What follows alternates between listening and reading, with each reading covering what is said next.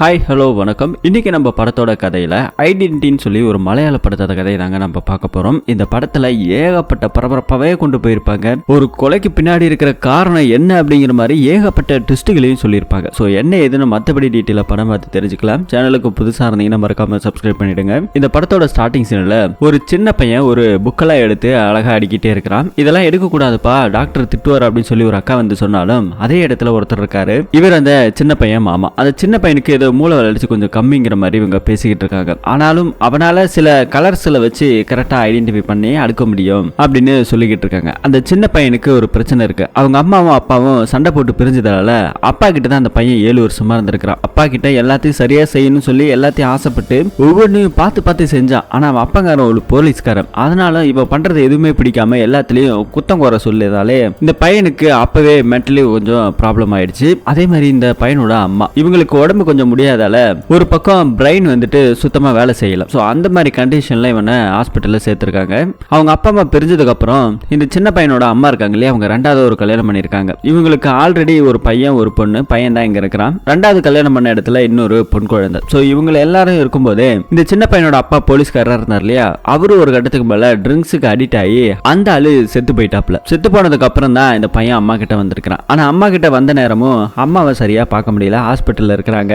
அவங்களுக்கு உடம்பு முடியல அப்படிங்கிற மாதிரி தான் சொல்லி இந்த சின்ன பையனை இங்கே இவரு வச்சிட்டு இருந்திருக்கிறாரு. இப்ப இந்த கதை எல்லாத்தையும் சொல்லிக்கிட்டு இருக்காங்க. சொல்லிக்கிட்டு இருக்கும் போதே அதே இடத்துல இன்னொருத்தவங்க வந்திருக்காங்க, இந்த சின்ன பையனோட அக்கா. ஸோ அவங்க இங்க வந்திருக்கிறத பாக்குறாங்க. அவங்க அம்மாக்கு முடியலன்றத அங்கிளும் சொல்றாங்க. ஸோ ரொம்ப சீரியஸ் கண்டிஷன் தான். ஸோ அவங்களும் இல்ல, இப்ப இறந்து போயிடுறாங்க. அதுக்கப்புறம் இந்த மூணாவது ஒரு கை குழந்தை ஒன்று இருக்கு இல்லையா, அதை எல்லாத்தையும் இவங்க தான் சேர்ந்து வளர்த்துக்கிட்டு இருக்கிறாங்க. இப்படியே கொஞ்ச நாளுக்கு அப்புறம் கோயம்புத்தூரை காமிக்கிறாங்க. இங்க ஒரு ஷாப்பிங் மால்ல சில பெண்கள் என்ன பண்றாங்க, ட்ரெஸ் எல்லாம் எடுத்துட்டு எல்லாத்தையும் கரெக்டா இருக்கான்னு போட்டு பார்த்துட்டு அதுக்கப்புறம் கிளம்பலாம் சொல்லி பாக்குறாங்க. கிளம்பும் போது ஒரு பொண்ணுக்கு மட்டும் எதையோ மறந்து வச்சுட்டோம் போல தோணுது. என்னடான்னு பார்த்தா தான் தெரியுது கார்க்கு ஏன் மறந்து வச்சுட்டாங்களா. ட்ரெஸ்ஸிங் ரூம்ல மறந்து வச்சுட்டேன், நான் போயிட்டு எடுத்துட்டு வரேன், நீங்க பில் பண்ணிட்டு கிளம்புங்க அப்படின்னு சொல்லி கூட இருக்கிற ஃப்ரெண்ட்ஸுங்கள்ட்ட சொல்லிட்டு இந்த அம்மா போறாங்க. போகும்போது தான் தெரியுது அந்த ட்ரெஸ் சேஞ்சிங் பண்ண ரூம்ல மேல ஒரு போனை வச்சு யாரோ வீடியோ எடுத்திருக்காங்க. ஸோ அந்த போனை எடுத்துக்கிட்டு இந்த பொண்ணு ஷாக்கிங்கா ஓடி வந்து தான் ஃப்ரெண்ட்ஸுங்கள்ட்ட எல்லாம் சொல்லுது.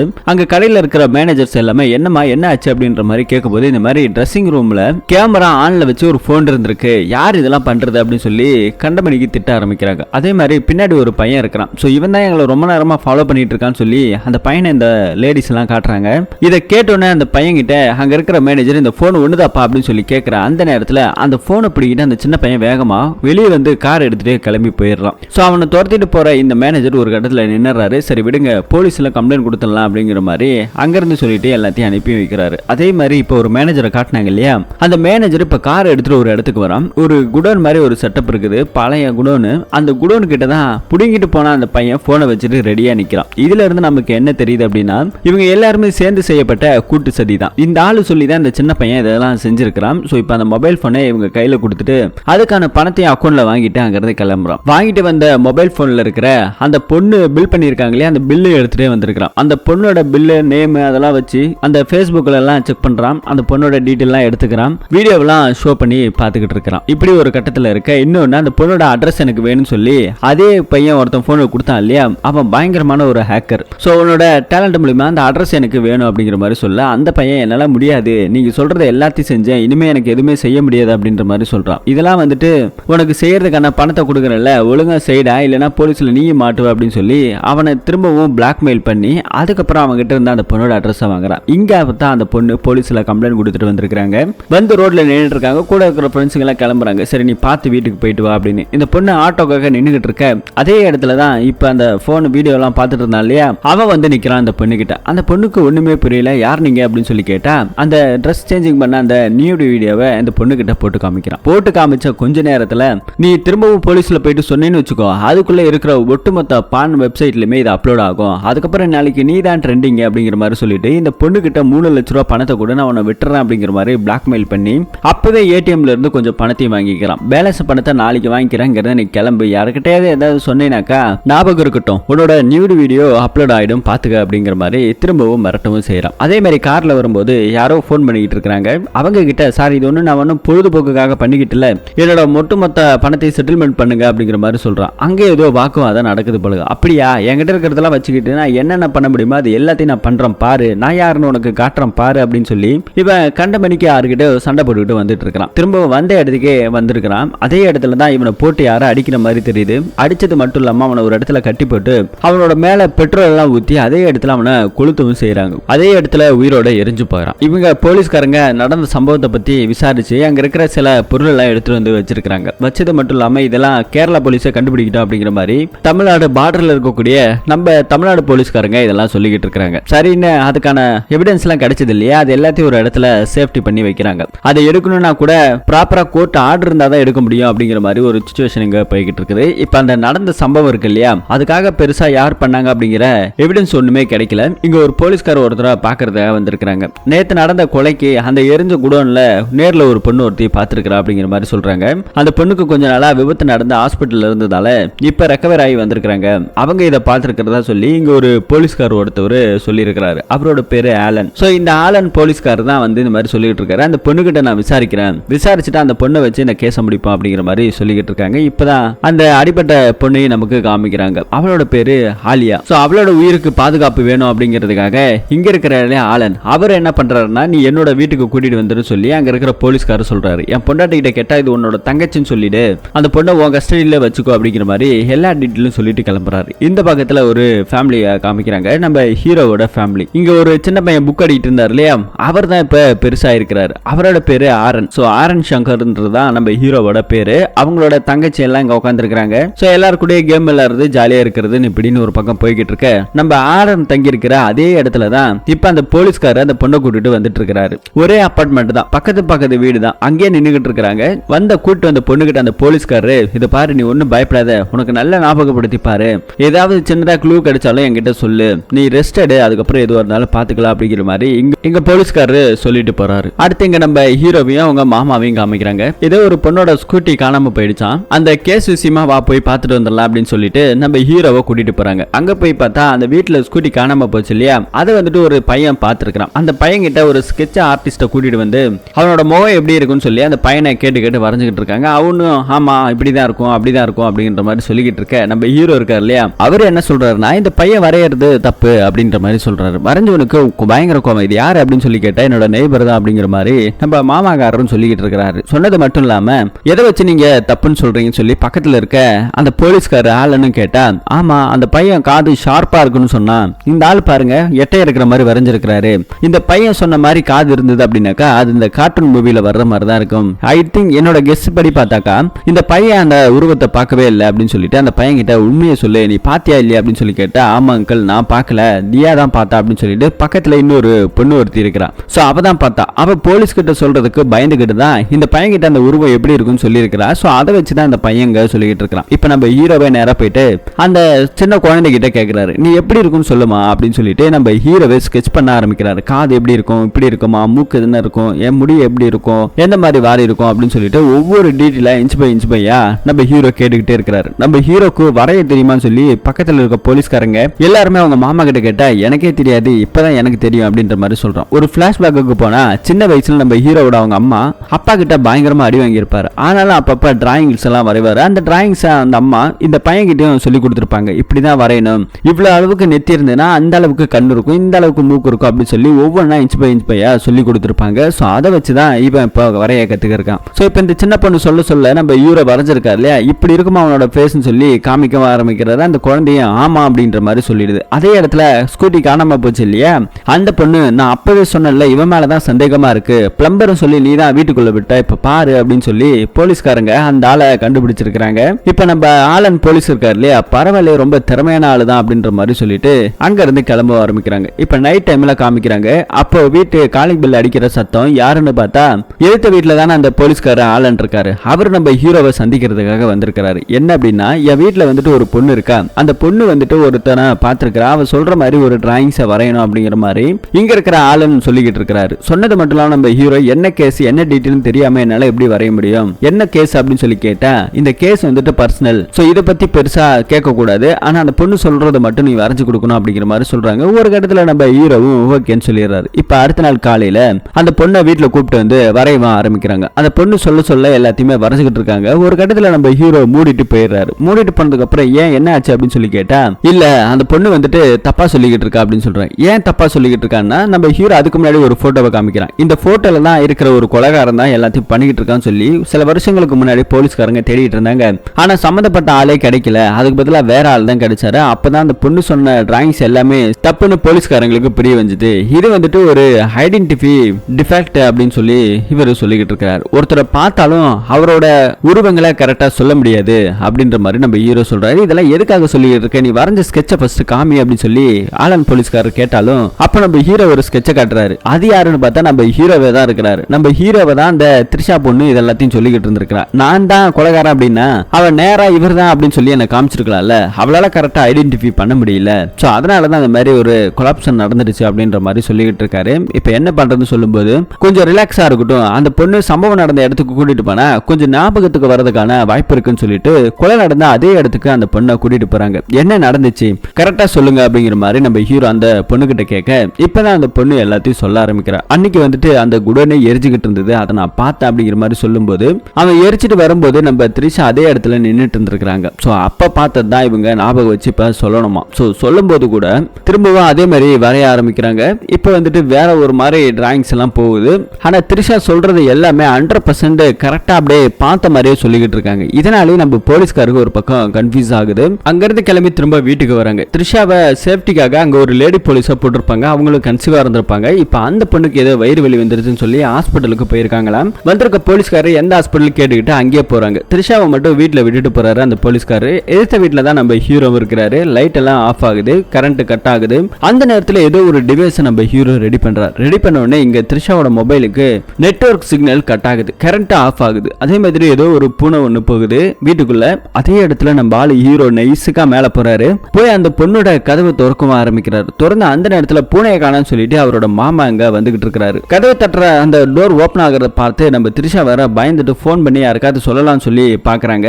சோ அந்த நேரம் பார்த்து மொபைல்ல டவர் இல்ல. சோ இந்த பக்கத்துல அவங்க மாமா கரெக்டா வந்ததால நம்ம ஹீரோ அப்படியே விட்டுறாரு. என்னடா ஆளன் இங்க இருக்க அப்படின்னு சொல்லி கேட்டா இல்ல ஏதோ ஒரு சத்தம் கிடைச்சா அதனாலதான் வந்த அப்படிங்கிற மாதிரி சொல்லிட்டு இருக்காங்க. என்னடா சத்தம் அப்படின்னு சொல்லிட்டு டோர் வேற திறந்துருக்கு லைட்டா. இப்ப கதவை திறந்த உடனே த்ரிஷா துப்பாக்கி வச்சுட்டு நின்றுட்டு இருக்காங்க.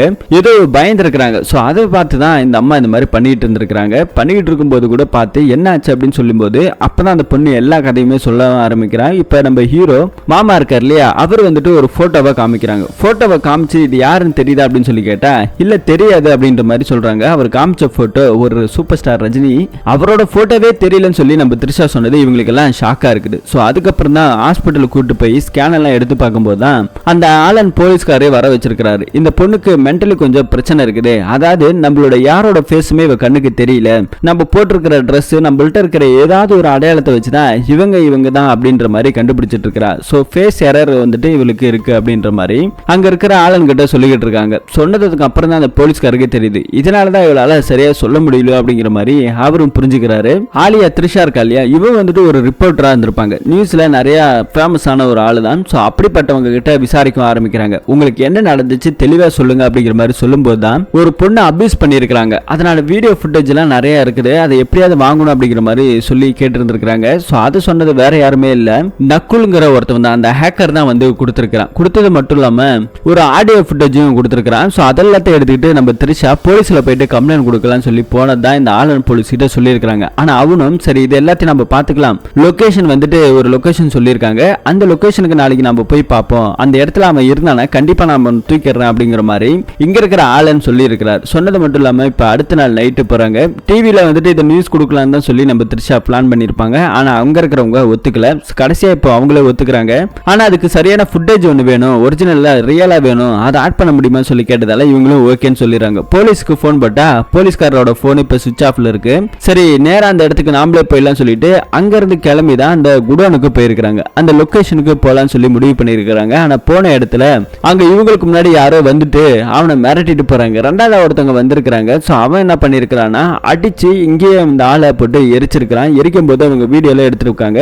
ஆனா போனு மற்றபடி எடுத்துட்டு அந்த போட்டோஸ் அந்த பேக் எல்லாமே அங்கே மாட்டிக்குது. எரிஞ்சதுல அங்க இருந்து பொத்து கீழே விழுந்து தப்பிச்சு போகணுங்கிறதுக்காக ஒரு இடத்துல மறைஞ்சிருக்காங்க. ஆனா அப்போ அந்த இடத்துல வந்ததுதான் நம்ம ஹீரோவோட ஃபேஸா தெரியுது. கொலை பண்ணது நம்ம ஆளு ஹீரோவா அப்படின்ற மாதிரி நமக்கே தோணிட்டு இருக்கு. அதே இடத்துல அதுக்கப்புறம் இந்த பொண்ணு அங்க இருந்து கிளம்பி பயத்துல வந்துட்டு இருக்கும்போது ஒரு பெரிய லாரி அடிச்சு பெரிய விபத்து ஆயிடுது. அதுக்கப்புறம் தான் ஹாஸ்பிட்டல்ல சேர்த்திருக்காங்க. அதுக்கப்புறம் தான் அந்த பொண்ணை கூட்டிட்டு வந்து நம்ம போலீஸ்காரர் இங்க தங்க வச்சிருக்காரு. இப்ப நடந்த கதை எல்லாத்தையும் சொல்றாங்க. சொல்லும்போது அந்த டிராயிங் ஸ்கெட்ச் எல்லாத்தையுமே நம்ம ஹீரோ ஹீரோ வரைஞ்சாங்க இல்லையா, சோ அது எல்லாமே போலீஸ்காருக்கு ஏதோ ஒரு விதத்துல சந்தேகத்தை உண்டாக்குது. சந்தேகத்துல உண்டாக்கணும் ஒருவேளை இவனா இருப்பானோ அப்படிங்கிற மாதிரி அந்த ஆலன் போலீஸ்கார் என்ன பண்றாரு அப்படின்னா மேல் இடத்துல ஒரு ஸ்பை ஒருத்தவங்கள வச்சிருக்காங்க. சோ அவங்க கிட்ட போன் பண்ணி இந்த மாதிரி இவனோட டீடைல பத்தி எல்லாத்தையும் விசாரிங்க அப்படின்னு சொல்லி ஒரு பக்கம் கேட்டுக்கிட்டு இருக்கும்போது நீரஜாவோட அண்ணன் தான் இவன் ஆரன் சங்கர் அப்படிங்கிற மாதிரி சொல்லும்போது நம்ம போலீஸ்காருக்கு ஒரே சந்தேகமா இருக்கு. ஒருவேளை இவன் தான் இருப்பானோ அப்படின்னு சொல்லிட்டு ஒரு ஸ்கெட்சை வந்துட்டு திரும்ப வரைஞ்சிருப்பாங்க. அந்த ஸ்கெட்சில் இருக்கிற மாதிரி ஆளு இவன் தான் அப்படிங்கிற மாதிரி மத்த போலீஸ்காரங்களுக்கு போன் போட்டு வர வச்சிருக்காங்க. வர வச்சது மட்டும் இல்லாம இப்ப நம்ம ஹீரோ தானே அது அப்படின்னு சொல்லிட்டு அவன் தானே கொலை பண்ணிருப்பான் அப்படிங்கிற மாதிரி ஒரு சந்தேகத்துல இப்ப ஹீரோவை அரெஸ்ட் பண்றதுக்காக வந்துகிட்டு இருக்காங்க போலீஸ்காரங்க. அதே இடத்துல இன்னொருத்தர் யாரோ ஒருத்தர் வராரு. அவர் வந்து என்ன சொல்றாரு, நான் தான் இது எல்லாத்தையும் பண்ண அப்படின்னு சொல்லி சரண்டர் ஆகிறாரு. நம்ம ஹீரோ ஸ்கெட்ச் வரைஞ்சு கொடுத்தாரு இல்லையா, அது ஓரளவு பாக்குறதுக்கு விவர மாதிரி இருந்தாலும் இதே மாதிரி கெட்டப்ல அந்த த்ரிஷா பொண்ணு சொன்ன அதே ஸ்பேஸ் கட்ல இன்னொருத்தர் வந்து சரண்டர் ஆகிறாரு. சரண்டர் ஆகின உடனே நம்ம ஹீரோ இப்ப நான் போல இல்ல, எனக்கு எந்த பிரச்சனை இல்ல அப்படின்னு சொல்லிட்டு அங்க இருந்து விடுதலையே வராது. திரும்பவும் அந்த போலீஸ்காரர் போய் நம்ம ஹீரோவை பார்த்து நீ தானே இது எல்லாத்தையும் பண்ண, புத்திசாலித்தனமா வெளியே வந்துடலாம் சொல்லி நினைக்காத, அந்த குடோன் எரிஞ்சப்ப நான் அந்த இடத்துக்கு போனேன், அங்க ஒரு ஹார்ட் டிஸ்க் இருக்குமான்னு சொல்லி நான் தேடி பார்த்தேன், ஆனா எதுவுமே கிடைக்கல அப்படின்னு சொல்லி இவர் ஒரு பக்கம் சொல்லிக்கிட்டு இருக்கு. அதே இடத்துல நம்ம ஹீரோ அப்ப இந்த கேஸை விசாரிக்கிறதுக்காக வரல, அந்த ஹார்ட் டிஸ்கை விசாரிக்கிறதுக்காக தானே வந்திருக்க அப்படின்னு சொல்லி ஹீரோ ஒரு பக்கம் சொல்லிக்கிட்டு இருக்கிறாரு. சொல்லிட்டு இருக்கும்போது தான் திரும்ப போலீஸ்காரர் இன்னொருத்தருக்கு போன் போட்டு இந்த மாதிரி அந்த கொலை நடந்த இடத்துல நிறைய எவிடன்ஸ் எல்லாம் கலெக்ட் பண்ணீங்கல்ல, அதுல ஏதாவது ஹார்ட் டிஸ்க் இருந்ததான்னு சொல்லி கேட்டேன். ஆமா, ஒரு ஹார்ட் டிஸ்க் பெல்ட்ல இருந்தது, அதை எடுத்து சேஃப்டிக்காக அங்க வச்சிருக்கிறோம் அப்படின்னு சொல்லும்போது அதை எடுத்து கொடுக்க முடியுமா, அதுல ஏதாவது விஷயம் இருக்கா அப்படின்னு சொல்லி கேட்டேன். அதெல்லாம் எடுக்க முடியாது, கோர்ட் ஆர்டர் இல்லாம கிட்ட கூட நெருங்க முடியாது அப்படின்னு சொல்லி இப்ப இருக்க ஆலன் போலீஸ் கிட்ட அங்க இருக்க எஸ்ஐ போலீஸ்காரர் சொல்லிக்கிட்டு இருக்காரு. இப்போ நம்ம ஹீரோ கூட பேசிட்டு இருந்தார் இல்லையா இங்க இருக்க போலீஸ்காரு, சரி நான் பாத்துக்கிறேன், இந்த கேஸ் எப்படி முடிக்கணும்னு எனக்கு தெரியும், இதுல இருந்து நீ தப்பிச்சலாம் மட்டும் நினைக்காத அப்படின்னு சொல்லி நம்ம ஹீரோவை மிரட்டிட்டு கிளம்பி போறாரு. வாண்டடா அரெஸ்ட் ஆன அந்த ஆளுங்க நமக்கு காமிக்கிறாங்க. அவரு ஜாமீனுக்காக அப்ளை பண்ணி இருக்கிறாரு. அதே மாதிரி அங்க இருக்கிற எஸ்ஐ திரும்ப நம்ம ஹீரோவோட மாமாவை பாக்குறதுக்காக வந்திருக்கிறாரு. இந்த கேஸ் பல சுத்தல்ல விட்டுக்கிட்டு இருக்கு, இந்த கேஸ்ல சம்பந்தமே இல்லாம உட்காந்துருக்குல்ல அந்த பொண்ணுதான் இதுக்கு எல்லாத்துக்கும் காரணம், அவளாலதான் இது எல்லாமே நடந்துகிட்டு இருக்கு அப்படின்னு சொல்லி நம்ம ஹீரோயின் த்ரிஷாவை பார்த்து அந்த போலீஸ்காரர் சொல்லி இருக்கிறாரு. சொன்னது மட்டும் இல்லாம இன்னொரு பக்கத்துல நம்ம ஹாலன் போலீஸ் என்ன பண்ணிருக்காருன்னா ஒரு லேடி இருப்பாங்க, அவங்களுக்கு போன் போட்டு நம்ம ஹீரோவை பத்தி விசாரிக்க சொன்னார் இல்லையா, அந்த பொண்ணு விசாரிச்சதுல ஒரு பொண்ணுக்கு பாலியல் ரீதியா சில தொந்தரவுகள் நடந்திருக்கு, அவனோட அண்ணன் தான் இங்க இருக்கிற நம்ம ஹீரோ ஆரன், சோ அதனால பழி வாங்கறதுக்காக தான் அந்த குடோன்ல போய் அவனை எரிச்சிருக்கணும் அப்படின்னு சொல்லி இங்க இருக்கிற அந்த லேடி நம்ம போலீஸ்காரர்கிட்ட சொல்லிக்கிட்டு இருக்காரு. அதாவது நம்ம ஹாலன் போலீஸ் கிட்ட சொல்லிக்கிட்டு இருக்காரு. இப்ப இது எல்லாத்தையும் கேட்ட உடனே அப்ப பழி வாங்கறதுக்கு தான் அவன் வந்திருக்கானா, அப்போ அந்த எவிடன்ஸ் அவன் கையில கிடைச்சதுன்னா அவன் போயிட்டு கோர்ட்ல ஏதாவது சரண்டர் ஆகிறதுக்கு வாய்ப்பு இருக்கு அப்படின்னு சொல்லி இவங்களுக்குள்ள பேசிட்டு இருக்க இங்க நம்ம ஹீரோவை காமிக்கிறாங்க. சில நாட்களுக்கு முன்னாடி நம்ம ஹீரோக்கு ஒரு பிரச்சனை ஒண்ணு நடந்திருக்கு. அதாவது ஹீரோவோட தங்கச்சி இருக்கா, அவ ஸ்கூலுக்கு போயிட்டு வரும்போது அவகிட்ட யாரோ அபியூஸ் பண்ணிருக்காங்க, அதனோட வீடியோஸ் சிலது லீக் ஆயிடுச்சு. சோ அதனோட விஷயமா நம்ம ஹீரோ ரொம்பவே மனசு உடைஞ்சிருக்கிறாரு. அந்த பொண்ணு கிட்ட எப்படி சமாதானப்படுத்தி அதுல இருந்து அவளை எப்படி மீட்டு கொண்டு வரதுன்னு தெரியாம தவிச்சுக்கிட்டு இருந்திருக்கிறாரு. அந்த பிரச்சனையால நம்ம ஹீரோவோட தங்கச்சியும் அந்த பாலியல் ரீதியான துன்புறுத்தலுக்கு ஆளாயிருக்கா. சோ அதை பழி வாங்குறதுக்காக தான் நம்ம ஹீரோ அங்க போயிருக்கிறாரு. சோ இதுதான் நடந்திருக்கு அப்படின்னு சொல்லி நமக்கு இங்க காமிக்கிறாங்க. அதுக்கப்புறம் அந்த பொண்ணு ஹாஸ்பிட்டல்ல போயிட்டு நம்ம ஹீரோ பாக்குறாரு. பார்த்தது வீட்டுல வந்ததுல இருந்து அந்த பொண்ணு அதையே யோசிச்சு ரொம்ப மனசு உடைஞ்சு போயிருக்கா. உடைஞ்சு போன பொண்ணு கிட்ட எப்படி தைரியம் சொல்றதுன்னு தெரியாம உன்ன மாதிரியே ஒரு பொண்ணு சாதிக்கணும்னு ஆசைப்பட்டா அவளுக்கும் இதே நிலைமை தான் நடந்துச்சு, ஆனா அதுல இருந்து அவ துவந்து போல அதுல இருந்து மீண்டு வெளியே வந்திருக்கா, அந்த மாதிரி நீ மீண்டு வெளியே வரணும்னு சொல்லி ஒரு புக்கை ஒண்ணு கொடுத்து கொஞ்சம் கொஞ்சமா நம்ம ஹீரோ அந்த பொண்ணுக்கு ஆறுதலும் சொல்லி அதுல இருந்து கொஞ்சம் கொஞ்சமா வெளியே கொண்டு வந்திருக்காங்க. சோ அப்படிதான் அந்த பொண்ணை தேத்திருக்காங்க.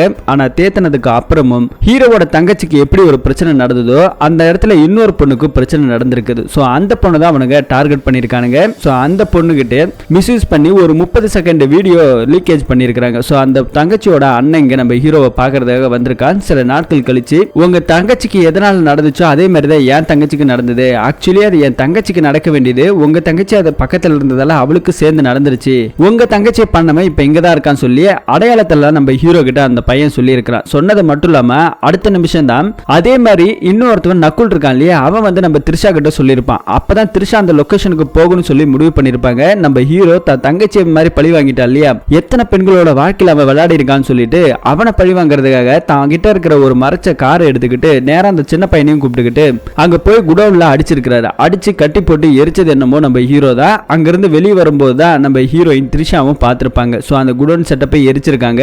அதுக்கப்புறம் அந்த பையனோட அப்பா வந்திருக்காங்க. என்னைக்கா இருந்தாலும் ஒரு நாள் அந்த கேங் உங்களை தேடி வரும். சோ தேடி வரும்போது நீங்க மாட்டக்கூடாது, ஏன்னா இவ்வளவு பெரிய நல்லது செஞ்சிருக்கீங்களா, உங்களை மாதிரி ஆள் மாட்டக்கூடாது, என்னைக்காவது ஒரு பிரச்சனை உங்களை தேடி தேடி வந்துச்சு அப்படின்னா கண்டிப்பா வந்துட்டு நான் சரண்டர் ஆகிறேன் உங்களுக்கு பதிலான்னு சொல்லிட்டு அந்த ஆள் இப்ப வாண்டடா சரண்டர் ஆனார் இல்லையா, அவர் முன்னாடியே நம்ம ஹீரோ கிட்ட சொல்லி வச்சிருக்காரு. சோ அதனாலதான் இப்ப அவர் வாண்டடா சரண்டர் ஆயிருக்காரு. இப்ப நம்ம ஹீரோ போலீஸ்காருக்கு போன் பண்றாரு. போன் போட்டு இந்த மாதிரி ஒரு எவிடன்ஸ் நீங்க வச்சிருக்கீங்கல்ல, அந்த எவிடன்ஸ் தேடி தான் ஆலன் வந்திருப்பாரு. சோ அந்த எவிடன்ஸ் ரொம்ப முக்கியமானது அப்படின்னு சொல்லிக்கிட்டு இருக்கும்போது ஆளுக்கு அந்த எவிடன்ஸ் கேக்குறீங்க, அப்படி அந்த ஹார்ட் டிஸ்க்ல என்னதான் இருக்கு அப்படின்னு சொல்லும்போது அந்த ஹார்ட் டிஸ்க்ல என்ன இருக்குன்னு எனக்கு தெரியாது, பட் ஆனா அதுல வெளியே வரக்கூடாது அப்படிங்கிற மாதிரி சில விஷயங்கள் இருக்கு. சோ அதை நீங்க கேர்ஃபுல்லா ஹேண்டில் பண்ணணும் அப்படின்னு சொல்லும்போது அங்க இருக்க போலீஸ்காரங்க பாரு ஆளனும் நல்லவன் கிடையாது, அதே மாதிரி நீயும் நல்லவன் கிடையாது, ஓ மேலேயும் இது சந்தேகமா இருக்கு, நீ எதுவா இருந்தாலும் நேர்ல ஆஜராகு, உன்கிட்ட நான் நிறைய விசாரிக்கணும், விசாரிச்சதுக்கு அப்புறம் நான் வேணா சொல்றேன் எடுத்து கொடுக்குறேன் அப்படின்ற மாதிரி ஒரு பக்கம் அவரு சொல்லிக்கிட்டு இருக்கிறாரு. அது மட்டும் இல்லாம அந்த ஆளன் இருக்கா இல்லையா, அவன் சாதாரண போலீஸ்காரனே கிடையாது,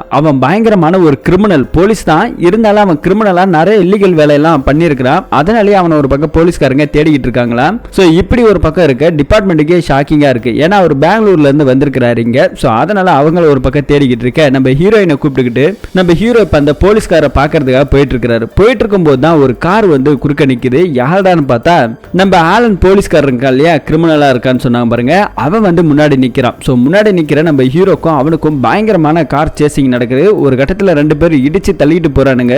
ஒரு கட்டத்துல ஒரு குடோனுக்குள்ள நம்ம ஹீரோ காரை விடுறாரு. காரை விடும்போது ஹீரோயின் கிட்ட சொல்லியே இறக்கி விடுறாரு, நீ இந்த மாதிரி நான் 20 நிமிஷத்துல வரல அப்படின்னா அங்க இருக்கிற எஸ்ஐ போயிட்டு நீ பாரு அப்படின்னு சொல்லிட்டு திரும்ப கார் எடுத்துட்டு போறாரு. இறக்கி விட்ட விஷயம் நம்ம ஆலன் போலீஸ்காரனுக்கே தெரியாது. திரும்பவும் ஆலன் நம்ம ஹீரோவை ஃபாலோ பண்ணிக்கிட்டே போக ஒரு கட்டத்துல ஜஸ்ட் மிஸ்ல அந்த ஆலன் போலீஸ்காரனோட கார் ஒரு பெரிய பள்ளத்துல விழுந்துருது. நம்ம ஹீரோ இந்த பக்கம் வேகமா கார் ஓட்டிட்டு வந்துகிட்டே இருக்காரு. அவரும் இது மேல விட்ட மாதிரி காமிக்கிறாங்க. அப்படியே கொஞ்ச நேரத்துக்கு அப்புறம் நமக்கு இங்க காமிக்கிறாங்க நம்ம திரிஷா வந்து இங்க ஹீரோவோட மாமாவை பாக்குறதுக்காக வந்து நின்னுகிட்டு இருக்காரு. அப்ப என்ன நடந்துச்சு சொல்லும்போது இன்னொரு பிளாஷ்பேக் ஒன்னு போகுது. நம்ம ஹீரோ என்ன ஆனாருன்னு தெரியல, ஆனா இறக்கி விட்டதுக்கு அப்புறம் திரிஷா அந்த குடோன்ல இருந்து வெளியே வந்திருக்காங்க. வெளியே வரும்போது நம்ம ஹீரோ தான் அங்க கார் எடுத்துட்டு வந்திருக்காரு. ஆனா ஹீரோக்கு பயங்கரமான அடிபட்டு இருக்கு. சோ அந்த கார்ல ஏறி திரும்ப போலான்னு பார்த்தா ஹீரோவால கார் ஓட்ட முடியல. அதனால திரும்ப என்ன பண்றாங்கன்னா ஹீரோயின் தான் டிரைவ் பண்ணி இருக்காங்க. டிரைவ் பண்ணிட்டு நேரா ஹாஸ்பிட்டலுக்கு போலான்னு சொல்லிட்டு வந்திருக்காங்க.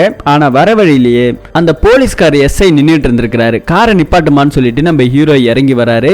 இறங்கி ஒரு துப்பாக்கி எடுத்துக்கிட்டே வராரு. வந்த உடனே நேரா அந்த போலீஸ்கார டப்புன்னு சுட்டுறாரு. ஏன்னா அவர் ஹார்ட் டிஸ்க் தரேன்னு சொன்னார் இல்லையா, இப்ப அந்த ஹார்ட் டிஸ்க நம்ம ஹீரோவை எடுத்துக்கிறாரு. ஹீரோயினுக்கு ஒண்ணுமே புரியல, என்னடா இது என்ன பண்ணிக்கிட்டு இருக்க, ஏன் அவரை சுட்ட தேவையில்லாமன்னு சொல்லி ஒரு பக்கம் கத்திக்கிட்டு இருக்க. ஹீரோ இப்ப துப்பாக்கி எடுத்து நம்ம திரிஷாவையும் மிரட்டுறாரு, ஒழுங்கா போயிடு ஓடிடு அப்படின்னு சொல்லி மிரட்டி இருக்கிறாரு. அதுக்கப்புறம் தான் அங்க இருந்து நம்ம திரிஷா அங்க வந்திருக்கிறாரு. ஹீரோவோட மாமா கிட்ட இதெல்லாம் சொல்லிக்கிட்டு இருக்க. நக்குலும் அதே இடத்துல தான் இருக்கிறான். நீ என்ன சொல்ற, அப்படிலாம் எதுவும் நடக்கலையே, நீ வந்ததே அவர் கூட தானே வந்த, ஆலன் போலீஸ் கூட தானே வந்தேன்னு சொல்லும்போது இல்ல நான் ஆலன் கூட வரல ஆரன் கூட தான் வந்த அப்படின்னு சொல்லி இவ கட்டிக்கிட்டு இருக்க. அதே இடத்துக்கு நம்ம ஹீரோ வந்திருக்கிறாரு. அப்பதான் நமக்கு இங்க ஒரு பயங்கரமான ட்விஸ்டா இருக்குது. என்ன அப்படின்னா நம்ம ஹீரோயின் இருக்கா இல்லையா திரிஷா, அவளுக்கு தானே இந்த ஃபேஸ் பிளைண்ட் ஆயிடுச்சு இல்லையா. சோ வந்தது ஆலன் போலீஸ்காரன் தான் வந்திருக்கான். அது இவங்களோட கண்ணுக்கு என்ன தெரிஞ்சிருக்கான், வந்தது என்னமோ நம்ம ஹீரோ தான் அப்படின்னு சொல்லி அவங்க கூட டிராவல் பண்ணிருக்காங்க. அப்ப கூட நீ சொன்ன இல்லையா ஹீரோக்கு தானே ஷோல்டர்ல அடிபட்டு தான், அதனால தான் டிரைவ் பண்ண முடியல, நான் தான் கார் ஓட்டிட்டு வந்தேன், நீ சொன்னல இங்க வா இவனோட ஷோல்டரை பாருன்னு சொல்லும்போது ஹீரோக்கு எந்த அடியுமே படல. அப்போ இதுல இருந்து என்ன தெரிய வருது, நீ வந்ததே ஆலன் போலீஸ்காரன் கூட தான் வந்திருக்க, ஏன்னா உனக்கு பிளைண்டான விஷயம் அவனுக்கு தெரிஞ்சிருக்கு. சோ அவனே துப்பாக்கியால போலீஸ்காரனை சுட்டிருக்கான். அதை நீ போலீஸ் கிட்டே சொல்லும்போது எப்படி சொல்லுவ, ஹீரோ தானே கொலை பண்ணிட்டான்னு சொல்லுவ, அந்த எவிடன்ஸுக்காக தான் அவன் எல்லாத்தையும் அப்படி பண்ணிருக்கான், உன்னை விட்டதுக்கான காரணமும் அதுதான் அப்படின்னு சொல்லி இங்க ஹீரோவோட மாமா இது எல்லாத்தையும் சொல்லிக்கிட்டு இருக்காரு. இப்பதான் நமக்கு ஒரு பிளாஷ்பேக் காமிக்கிறாங்க.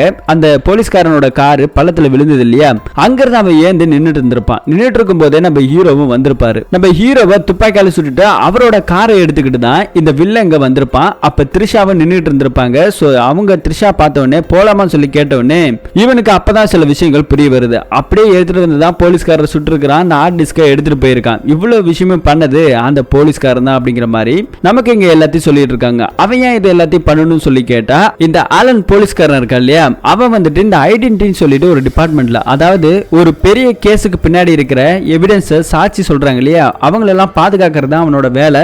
ஆனா அதை சம்பந்தப்பட்ட ஆள்கிட்டே கொடுத்து நிறைய பணத்தை இவன் சம்பாதிச்சிருக்கிறான், நிறைய பணத்தை இல்லீகலா பண்ணிருக்கிறான். சோ அதனாலதான் இவனுக்கு அந்த மாதிரி கிரிமினல் பட்டத்தை கொடுத்திருக்காங்க, போலீஸ்காரங்களே தேடி இருக்கிறாங்க. ஒரு முக்கியமான கேஸுக்கு பின்னாடி இருக்கக்கூடிய தேவராஜ் அப்படின்னு சொல்லிட்டு ஒருத்தர் இருந்திருக்கிறாரு, ரிப்போர்ட்டரா தான் இருந்திருப்பாரு. அவர் நிறைய விஷயங்களை இவனுக்கு எதிராக போட்டிருப்பாங்க. அதுவும் குறிப்பா சின்னப்பாங்கிறவனுக்கு எதிராக சாட்சி சொல்றதுக்காக இருந்தவர் தேவராஜ் ஒருத்தர் தான். சோ அவங்க வீட்டுக்கே போயிட்டு தேவராஜ இந்த சின்னப்பாங்கிறவன் கொலை பண்ணி இருக்கிறான். கொலை பண்ணது அதே இடத்துல அவன் ஒரு தப்பு பண்ணிருக்கான். அவங்க மனைவி இதை பார்த்திருக்காங்க. ஆனா அந்த இடத்துல எதுவுமே பண்ணாம அமைதியாவே இருந்திருக்காங்க. அதுக்கப்புறமா சின்னப்பாக்கு எதிராக அவங்க சாட்சி சொல்லி இருக்காங்க. சாட்சி சொன்னதால கோர்ட்ல சின்னப்பாவை அரெஸ்டும் பண்ணிருக்காங்க. சில பணத்தை போட்டு அவன் கொஞ்சம் ஜாமீன்ல வெளியே வந்திருக்கான். இந்த கேஸ் நடந்துகிட்டு இருக்கு. இந்த கேஸுக்கு பதிலா சாட்சி சொல்ல வந்த தேவராஜ் மனைவியை கோர்ட்ல வச்சு கொலை பண்ணணும்னு சொல்லி சின்னப்பா முடிவு பண்ணா. ஆனா ஜஸ்ட் மிஸ்ல அவங்க தப்பிச்சிட்டாங்க. அதுக்கப்புறம் அவங்களுக்கு பாதுகாப்பு கொடுக்கறதுக்காக அவங்கள கொச்சினுக்கு கூட்டிட்டு போயிருக்காங்க. இப்படி நடந்துகிட்டு இருக்கும்போது இந்த பக்கத்துல ஆலனை காமிக்கிறாங்க. ஆலன் ஒரு சின்ன பையன் நடந்து வந்துட்டு இருக்கான். அவன் பாக்குற மாதிரி ஒரு பேக் ஒன்னு கடாசிட்டு போறான் அவங்க வீட்டுல. சோ அந்த பேக் அந்த சின்ன பையன் எடுத்துட்டு போயிட்டு வீட்டுக்குள்ள அவங்க அக்காவும் அவங்க அப்பாவும் இருக்காங்க. சோ அவங்க முன்னால அந்த பேக் என்ன இருக்குன்னு சொல்லி ஓபன் பண்ணி பார்த்தா அதுக்குள்ள ஸ்மைலி போட்டு ஒரு பென்டிரைவ் இருக்கு. வீட்டுக்குள்ள இருக்கிற டிவில அதை கனெக்ட் பண்ணி பார்த்தா அவங்க அக்காவோட நியூட் வீடியோ இருக்குது. சோ அதை பார்த்தோன்னே அழுக ஆரம்பிக்கிறான். சோ போலீஸ்ல கம்ப்ளைண்ட் கொடுக்கறதுக்குள்ள அந்த ஆளுக்கு போன் கால் வருது. அவங்களே ஏதோ மிரட்டி இருக்கிறான். சோ மிரட்டதுக்கு அப்புறம் இங்க நம்ம ஹீரோ பேசிக்கிட்டு இருக்கிறத காமிக்கிறாங்க. இப்படிப்பட்ட சில இல்லீகல் வேலைகள்ல தான் அவன் இந்த மாதிரி சில எவிடன்ஸை வித்து பல கோடி பணம் சம்பாதிச்சிருக்கான் அப்படின்னு சொல்லி இருந்தது மட்டும் இல்லாம படத்தோட ஆரம்பத்துல ஒருத்தன் பிளாக்மெயில் பண்ணி சில பணத்தை எல்லாம் கேட்டிருப்பான். கேட்டுட்டு வரும்போது கூட சார் உங்களுக்கு எதிரான நிறைய விஷயம் இருக்கு, நான் ஏன் இஷ்டத்துக்கு விளையாடுவேன் பாக்குறியா அப்படியா இப்படியான்னு சொல்லி அவன் சில விஷயங்களை லீக் பண்ணி விட்டுருப்பான். ஸோ அதனால தான் இவ்வளவு பிரச்சனையும் வெளியே வந்திருக்கு. இல்லை அப்படின்னாக்கா ஆளுனை பத்தியோ இந்த பிரச்சனை பத்தியோ எதுவுமே நமக்கு வெளியே தெரிஞ்சிருக்காது அப்படின்னு சொல்லி இங்க ஒரு பக்கம் இவங்க பேசிக்கிட்டு இருக்காங்க. இன்னொரு பக்கத்துல ஆளன் அங்க மிரட்டிட்டு இருக்கான். நான் சொல்றதெல்லாம் செஞ்சினாக்கா இந்த பிரச்சனை வெளியே வராது, இல்லைனாக்கா ஒட்டுமொத்த பேன் வெப்சைட்லயும் உன் பொண்ணோட வீடியோ இப்ப நீங்க பாத்தீங்களா டிவில நீயும் உன் பையனும் அது சும்மா ட்ரைலர் தான், இன்னும் ஃபுல் வெர்ஷன் இருக்கு, நான் எல்லாத்தையும் அப்லோட் பண்ணுவேன், நான் சொல்றத மட்டும் தான் நீ செய்யணும் அப்படின்னு சொல்லி ஒரு பக்கம் நம்ம போலீஸ்காரர் மிரட்டிட்டு இருக்கிறான் இங்க இருக்கிற ஆளு. இன்னொரு பக்கத்துல இங்க ஒரு போலீஸ்காரர் இறந்து போனார் இல்லையா, சுட்டு கொண்டாங்களே, அவங்களுக்கு இறுதி அஞ்சல் எல்லாம் செலுத்தப்படுது. நம்ம ஹீரோ அதே இடத்துல தான் இருக்கான். இனிமேல அந்த ஆளுனை வீரோட விட்டு வைக்க கூடாது அப்படின்னு சொல்லி ஒரு முடிவு எடுக்கிறாரு. அதே மாதிரி இங்க ஆளன் நேரம் எங்க வந்திருக்கானா நம்ம ஹீரோவோட வீட்டுக்கே தாங்க வந்திருக்கான். வந்தது மட்டும் இல்லாம அப்போ வீட்டுக்குள்ள நம்ம ஹீரோ இல்ல, அவங்க ரெண்டு தங்கச்சிங்க தான் இருக்கிறாங்க. சோ அவங்க கிட்ட போயிட்டு மிரட்டிட்டு இருக்கான். அப்ப அந்த பொண்ணு இருக்கா இல்லையா, உன்னோட வெப்சைட் வீடியோஸ் எல்லாமே என்கிட்ட இருக்குது, அப்லோட் பண்றேன் பாக்குறேன்னு சொல்லி மிஸ்பிஹேவ் பண்ண அந்த பொண்ணை கொஞ்சம் கொஞ்சமா தேத்தி நம்ம ஹீரோ வெளியே கொண்டு வந்திருப்பாங்க. இப்ப ஆலன் திரும்ப சொன்னதுல அந்த பொண்ணுக்கு மனசே உடைஞ்சு போகுது. என் அண்ணன் நீ நினைக்கிற மாதிரி சாதாரண ஆள் கிடையாது, என் அண்ணனுக்கு தெரிஞ்ச என்ன நடக்கும் தெரியுமான்னு சொல்லும்போது உன் அண்ணனை எல்லா விஷயமும் தெரிஞ்சுதான் அங்க வந்திருக்கிறேன் அப்படின்னு சொல்லி நம்ம ஆளுனும் பேசிக்கிட்டு இருக்கான். அப்படியே இந்த சீனை கட் பண்ணா இன்னொரு பக்கத்துல ஹீரோவோட மாமா இன்னொரு போலீஸ்காரரை சந்திச்சிருக்காரு. சந்திக்கும் போது இந்த மாதிரியான டீடைல்ஸ் எல்லாம் வெளியே கொண்டு வந்தது ஆலங்கிற போலீஸ்காரன். அவன் ஒரு கிரிமினல்ங்கிறது தெரிஞ்சு போச்சு. ஒரு சாதாரண விஷயத்துக்கு பின்னாடி இவ்வளவு பெரிய கிரைம் இருக்கு. ஆனா நான் அதிகமா கேள்விப்படுற பேர் எப்பயுமே ஆரன் சங்கர். ஆரன் சங்கர் யாரு, அவனுக்கு பின்னாடி என்ன இருக்கு, அவன் இப்படி என்ன பண்ணிட்டான் அப்படின்னு சொல்லி கேட்கும்போது தான் இங்க நம்ம போலீஸ்காரன் வந்துட்டு ஹீரோவோட வீட்டுல இருக்கான் இல்லையா, அவனு நான் எல்லாத்தையும் கேள்விப்பட்டு தான் வந்திருக்கேன்னு சொல்லிட்டு இருக்கும்போது அவங்கிட்ட அவனோட ஸ்பை பாக்குறதுக்காக ஒரு லேடி ஒருத்தர் இருந்தா இல்லையா, அந்த பொண்ணு நம்ம ஆலனுக்கு போன் பண்ணிருக்கு. போன் பண்ணி அவன் கூடயே நீ ரொம்ப நாள் டிராவல் பண்ண, ஆனா அவனை பத்தி நீ கண்டுபிடிக்க முடியல பாத்தியா, ஆரன் சங்கர்ங்கிறது சாதாரண ஆள் கிடையாது, அவன் ஒரு மிலிட்டரி மேன் அப்படின்னு சொல்லிட்டு ஒரு பிளாஷ்பேக் ஒன்னு சொல்றாங்க. நம்ம ஹீரோ சாதாரண ஆள் கிடையாதுங்க, மிலிட்டரியில பெரிய பெரிய ஆபரேஷன்ஸ் எல்லாம் சக்சஸ்ஃபுல்லா நடத்தி இருக்கிறாரு. அது மட்டும் இல்லாம மலேசியா பிளைட் காணாம போனா அந்த மாதிரியான டைம்ல பிளைட் ஹைஜாக் பண்ணக்கூடிய தீவிரவாதிகளும் பிளைட்ல இருக்கக்கூடிய பேசஞ்சருக்கு எந்த ஒரு அசம்பாவிதமும் நடந்துடக்கூடாதுன்னு அப்பதான் மிலிட்டரியில இருந்து ரொம்பவே ப்ரொஃபஷனலான சில ஆள்களை மக்களோட மக்களா கலந்து ஒரு பாதுகாப்புக்காக இங்க ஒரு ஆளை போடுவாங்க. சோ அப்படிப்பட்ட ஒரு ஆளு தான் நம்ம ஹீரோ. இந்த விஷயத்தை நம்ம ஆலன் போலீஸ்காரன் கேட்டவனே அவனுக்கே ஒரே அதிர்ச்சி ஆயிடுது. ஆனா ஒன்ன வச்சே நான் காரியத்தை சாதிக்கிறேன் பாரு அப்படின்னு சொல்லி ஏதோ ஒரு விஷயத்தை பிளான் பண்றான் இவன். இன்னொரு பக்கம் நம்ம ஹீரோவை தான் காமிக்கிறாங்க. இப்ப சின்னப்பாக்கு எதிராக சாட்சி சொல்லக்கூடிய ஒரே ஆள் தான் இருக்காங்க, தேவராஜோட வைஃப் சித்ராம்மாள் சொல்லிட்டு ஒருத்தவங்க. சோ அவங்கள பாதுகாப்புக்காக இப்ப கொச்சின்ல இருந்து பெங்களூருக்கு வரக்கூடிய பிளைட்ல தான் அவங்க வராங்க. அது மட்டும் இல்லாம இந்த மாதிரியான பெரிய பெரிய ஹை ப்ரொஃபஷனல் கேஸுக்கு சாட்சி சொல்றதுக்காக நிறைய பேர் எவிடன்ஸ் அங்க வந்துட்டு இருக்காங்க. சோ அவங்களை எல்லாத்தையுமே கொண்டு இந்த கேஸை ஒண்ணும் இல்லாம ஆக்குறது தான் ஆலனோட பிளான். சோ ஆலனோட படி பார்த்தா அந்த பிளைட்ல மக்களோட மக்களை கலந்து சில பேர் கொலை பண்றதுக்காக கூட சித்ராமாவை போட்டு தள்ளுறதுக்கும் வாய்ப்பு இருக்குது. நம்ம அந்த பிளைட்டை நம்ம எப்படியாவது நம்ம கண்ட்ரோல்ல வச்சுக்கணும்னு சொல்லிட்டு தான் நம்ம ஹீரோ அங்க இருக்கக்கூடிய போலீஸ் ஆபீசர்கள்ட்ட எல்லாம் பேசிட்டு இருக்காரு. பேசுனது மட்டும் இல்லாம போகும்போது துப்பாக்கி எல்லாம் எடுத்துக்கிட்டு தான் போறாங்க. சோ இவர் ஒரு மிலிட்டரி மேனுங்கிறதாக எல்லாத்தையும் அலோ பண்றாங்க. சோ அலோ பண்ணிட்டு நம்ம ஹீரோ இப்ப அதே பிளைட்ல ஏறாரு. இன்னொரு பக்கம் கீழே நகுல் இருக்கான் இல்லையா, சோ அவன் பயங்கரமான ஒரு ஹேக்கர். சோ அவன் கூட தான் இப்ப நம்ம த்ரிஷாவும் இருக்காங்க. த்ரிஷாவும் ஒரு டைம் அந்த குடோனுக்குள்ள போகும்போது அதுக்கு முன்னாடியே ஒருத்தவங்க வந்திருக்காங்க. சோ அவனை வீடியோ எடுத்திருக்காங்க. அப்படிப்பட்ட ஆள் யாரு அப்படிங்கறத நீ சொன்னாக்கா இதே பிளைட்ல அவன் வந்தான் அப்படின்னாக்கா அவனை நம்ம ஈஸியா பிடிச்சிடலாம். சித்ராமாவை கொலை பண்றதுக்காக வர ஆளுமே அவனா கூட இருக்கலாம் அப்படின்னு சொல்லிட்டு அவனோட போட்டோவை எப்படியாவது ஞாபகப்படுத்தி பாரு. ஏன்னா உனக்கு அந்த விபத்து நடந்ததுக்கு அப்புறம் தான் உனக்கு ஃபேஸ் பிளைண்ட் ஆகிற விஷயமே நடந்துச்சு. அப்பனாக்கா அந்த விபத்து நடக்கிற இருக்கிறதுக்கு முன்னாடி நீ அவனை பார்த்திருக்க, அவனோட ஃபேஸ்லயோ இல்ல அவனுக்கு ஏதாவது ஒரு தனிப்பட்ட அடையாளம் இருக்கு இல்லையா, அதை நீ பார்த்து சொல்லு அப்படின்னு சொல்லி ஒரு பக்கம் ஹீரோயின் கிட்ட சொல்றாங்க. அவங்களும் நிறைய போட்டோஸ் எல்லாம் பாக்குறாங்க. இந்த ஃபிளைட்ல இருக்கக்கூடிய பேசஞ்சர்கள் எல்லா டீட்டெயிலுமே போலீஸ்காரங்களும் கொடுக்குறாங்க. ஸோ எல்லாத்தையும் செக் பண்ணி பார்த்ததுல எதுவுமே எனக்கு ஞாபகத்துக்கு வரல அப்படின்னு சொல்லி இவங்க ஒரு பக்கம் பேசிட்டு இருக்காங்க. அதே மாதிரி சித்ராம்மாளும் அங்க வந்து உட்கார்ந்து இருக்காங்க. ஸோ அவங்கள பாதுகாப்புறதுக்காக போலீஸ் டீம்ல இருந்து ஏகப்பட்ட பேர் போட்டிருந்தாலும் என்னதான் இருந்தாலும் அவங்களோட உயிருக்கு ஏதாவது ஒரு ப்ராப்ளம் வந்துடும் சொல்லிட்டு அங்க இருந்து நம்ம ஹீரோ வெளியே கொண்டு வராரு. ஸோ தனியா ஒரு ரூம் உங்களுக்காக கொடுக்குறோம் அப்படின்னு சொல்லிட்டு நடந்த விஷயத்தை பத்தியும் நம்ம ஹீரோ ஒரு மிலிட்டரி மேன் அப்படிங்கிறதையும் உங்களோட உயிருக்கு ஆபத்து இருக்குங்கிற விஷயத்தையுமே சித்ராம்மா கிட்ட சொல்லிடுறாங்க.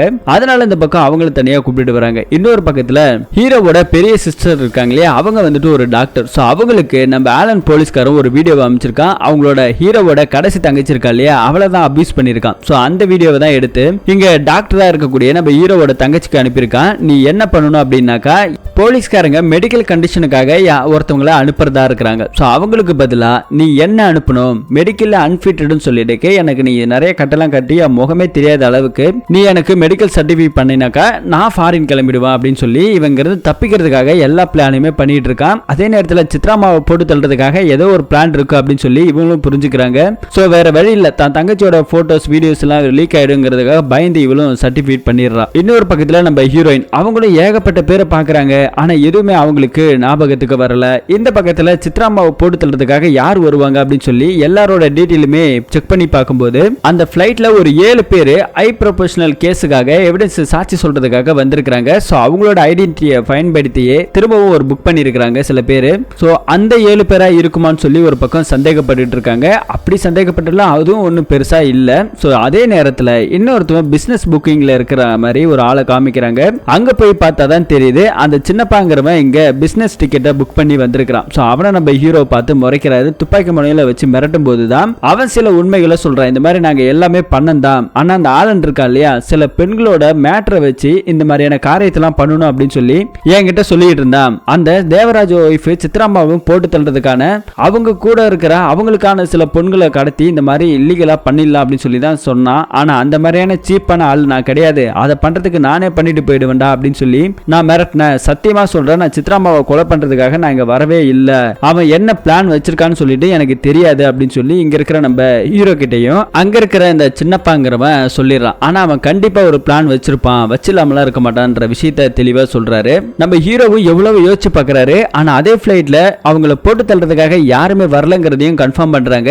அந்த பிளைட்ல இருக்கக்கூடிய 7 பேருமே ஐ ப்ரொஃபஷனல் சாட்சி சொல்லக்கூடிய ஒரு ஆள், அதுவும் ஆலனுக்கு எதிராகவும் சாட்சி சொல்லக்கூடிய ஒரு ஆள். ஏன்னா ஆலன் தானே நிறைய எவிடன்ஸ் கொடுத்து ஏகப்பட்ட பணத்தை சம்பாதிச்சிருக்கான். இவங்க இந்த இடத்துல வந்து சாட்சி சொல்லிட்டாங்கன்னா மொத்தமும் க்ளோஸ் ஆயிடும். அப்படிப்பட்ட ஒரு நிலைமையில இருக்க ஒட்டுமொத்த பேருமே இதே பிளைட்ல தான் போய்கிட்டு இருக்காங்க. இப்படி ஒரு சிச்சுவேஷன் இங்க நடந்துகிட்டு இருக்கு. அதே நேரத்துல நம்ம ஹீரோயின் பார்த்துட்டு இருந்தாங்க இல்லையா, அப்ப அவங்களுக்கு ஒரு விதமான ஞாபகம் வருது. அந்த ஆளுக்கு மூக்கு கிட்ட ஒரு பெரிய தழும்பு இருக்கும் அப்படின்னு சொல்லிட்டு நம்ம ஹீரோயின் கண்டுபிடிச்சிடுறாங்க. சோ கண்டுபிடிச்ச அடுத்த நிமிஷம் அவரை பத்தின டீடைல்ஸ் எல்லாம் எடுக்க தான் தெரியுது. அவர் வந்துட்டு இந்த பிளைட்ல இந்த ட்ராக்ல இந்த டைம்ல வெளியே வரணும் போகணும் அப்படின்னு சொல்லக்கூடிய ஒரு பிளைட்ல வேலை பார்க்கக்கூடிய ஒரு ஏஜென்ட். இந்த ஆளன் ஒரு சின்ன பையன் கிட்ட ஒரு பென்ட்ரைவர் தூக்கி போட்டு போனான் இல்லையா, சோ அங்க இருந்தார் இல்லையா, அந்த பொண்ணோட அப்பா தான் இங்க இருக்கிற ஆளு. சோ அவர் தான் இதுக்கு முன்னாடியே வந்திருக்கிறாரு, பார்த்திருக்கிறாரு. சோ அப்படிப்பட்ட ஒரு ஆளை தான் இப்ப ஆலன் பயன்படுத்தி இருக்கிறான். இந்த விஷயத்தை தெரிஞ்ச உடனே இவருக்கே பயங்கர ஷாக்கிங்கா இருக்குது. கீழே இருக்கிற அந்த பிளைட்டை மூவ் பண்ற ஆளுங்களுக்கு தகவல் சொல்லலாம் சொல்லி நம்ம ஹீரோ முயற்சி பண்றாரு. நம்ம ஹீரோவும் பிளைட்ல இருந்துகிட்டு தான் பேசுறாரு. ஒரு